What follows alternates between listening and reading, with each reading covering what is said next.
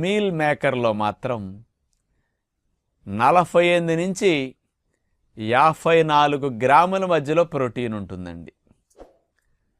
అంటే meal maker అనేది చూడండి, సులువుగా డైజెషన్ అయ్యే, అసలు గ్యాసెస్ రాకుండా పెద్ద ఇబ్బంది లేకుండా రుచికరంగా మన వంటలు చేసుకునే మీల్ మేకర్లో ఇంత ప్రోటీన్ దాగుందని మీరు ఎప్పుడన్నా ఆలోచించారా అసలు?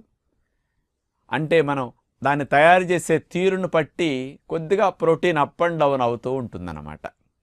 అంచేత ముఖ్యంగా 48 to 50 to 54% ప్రోటీన్ ఉంటుంది అంటే ఎంత మంచి లాభమో చూడండి.